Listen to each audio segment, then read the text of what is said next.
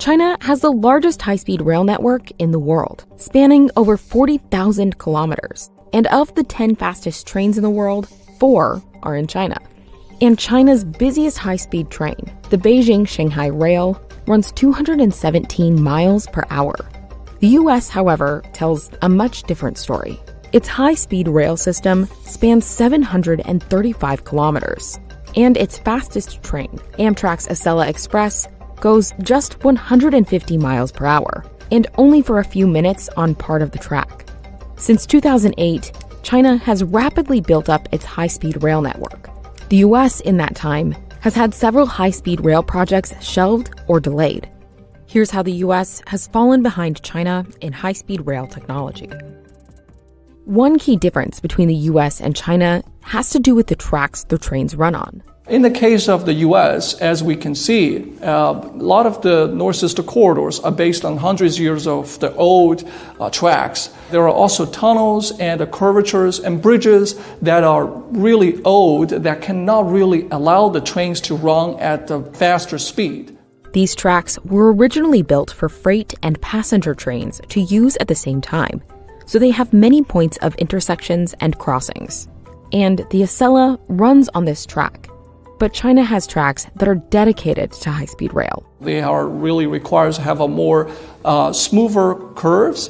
They needed to have a more slower gradients, and so that allowed the trains to run smoothly and safely. One of the reasons trains in America can't reach their top speeds is because of how the tracks are designed. Even though the trains are capable for Amtrak to run 186, they'll never see more than 160 miles per hour because the infrastructure is still being developed and isn't quite there yet. It comes down to curves on the tracks. Many conventional passenger trains in the U.S. only operate 10 to 15 miles per hour faster than freight trains on the curved portion of tracks. But China built its high-speed rail on elevated tracks, traveling on what's called viaducts. So the tolerances in high speed are pretty precise, pretty tightly defined, and so the track and overhead wires need to be designed in a way to be able to allow those higher speeds.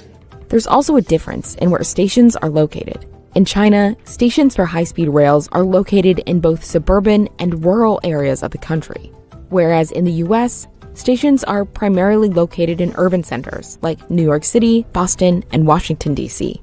When you're looking to identify where a high-speed line should go, it really starts with where are the two population centers you're trying to connect.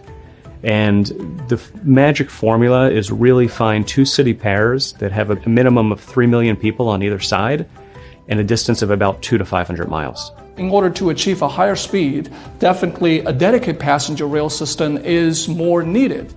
Despite the fact that the U.S. has been slow to develop high-speed rail, railroads actually used to dominate interstate transportation. But that shifted during the mid-20th century when the interstate highway system was born.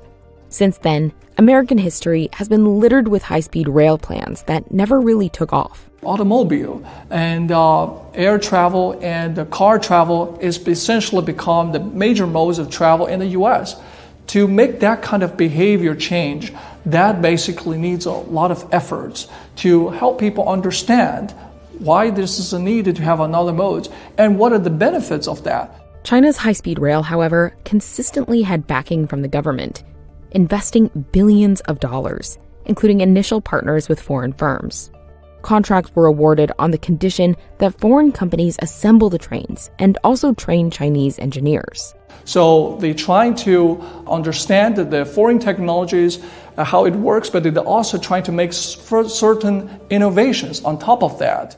Eventually, China developed its own train manufacturing company, the CRRC.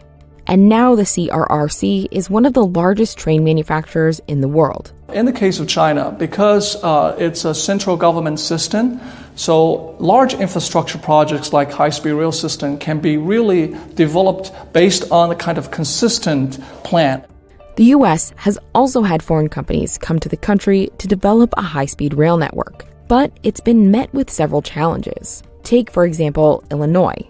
Back in 2019, Nippon Sharyo of Japan tried to build a high-speed rail in the States. However, the company struggled to adapt designs to the U.S. and faced delays in getting new rail cars.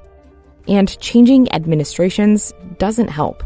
California approved a plan in 2008 to build a high-speed rail network, but the project has been delayed because of a lack of funding and inconsistent support. The train technology is already here. What we're seeing right now in the US at this specific moment in time is not that dissimilar to what was happening in Europe in the 1970s, where there was initially a lot of concern or objection about trying to do something new. And it wasn't until the first system started to be put in place and people saw the real promise that, high speed was able to deliver on. And then once the political and public support was